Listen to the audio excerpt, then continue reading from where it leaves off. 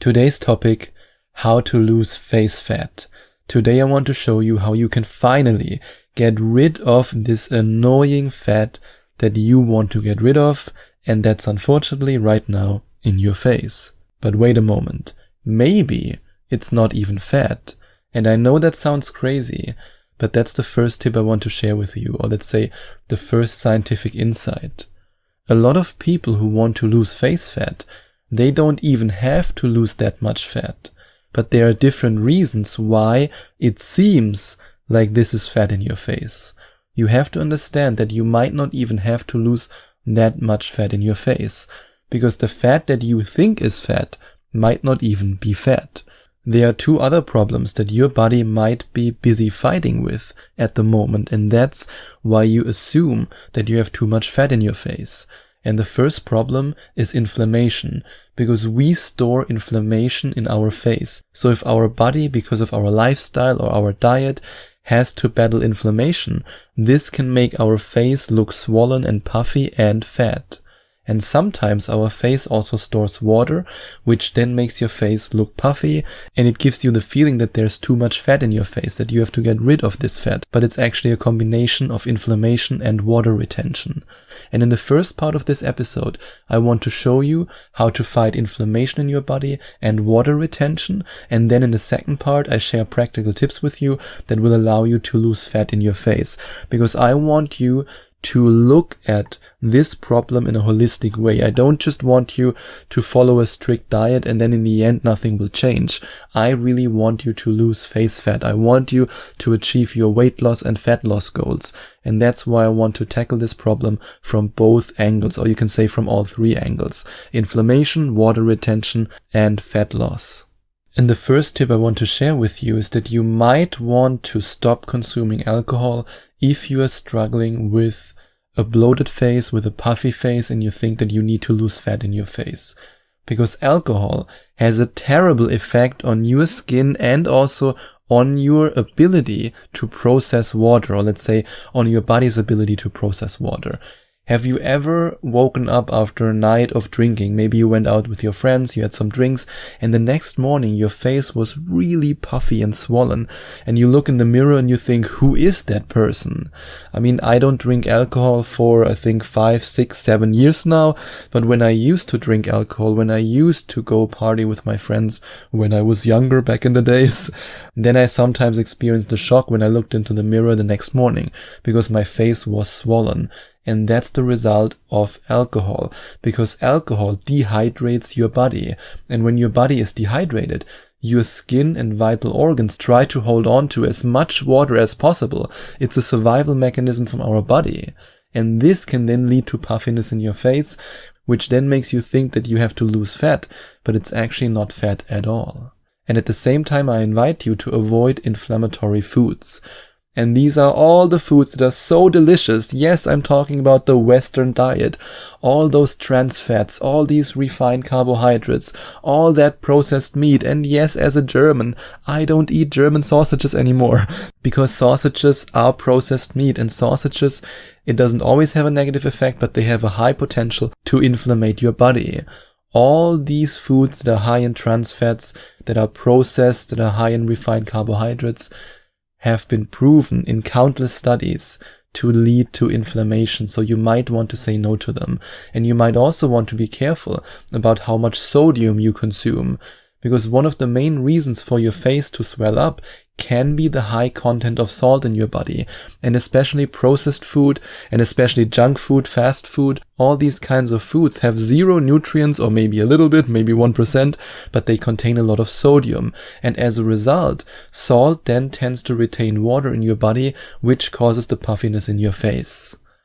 And now that I shared some tips on what you can do to fight inflammation in your body and water retention, which might make your face just look fat and bloated, I now want to add some practical weight loss tips to the mix so that you can tackle this problem from all angles.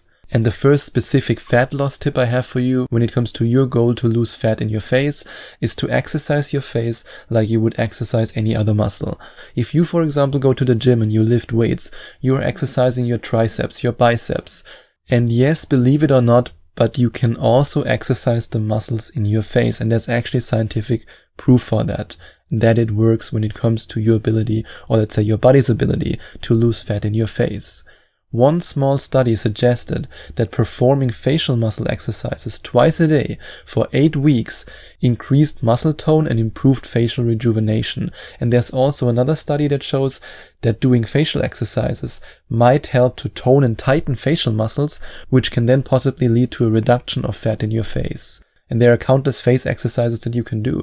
You can, for example, move your lips from left to right, up and down, and you can hold a smile while clenching your teeth for several seconds at a time. You can be creative. Just think about your face as any other muscle that you want to train, and then train it. And of course, you can also add general exercises to your workout regime. You don't just have to focus on your face. You can, for example, walk, you can run, you can swim, you can move your body, because according to the US Department of Health and Human Services, you should get approximately 1.25 to 2.5 hours of high-intensity aerobic exercise per week to see substantial changes in your weight. And when you think about it, 1 hour a week is really not that much. However, there's also the option to take an easier way. And that's to use the effect of probiotics, because probiotics can have a positive effect on your body's ability to lose weight and also to lose body fat. And yes, that's also true for fat in your face. For example, in one very interesting study, the research team came to the conclusion that the women in this study who were taking the probiotics lost 50% more weight over 3 months compared with those who were taking a placebo pill. Think about it. 50% more weight loss.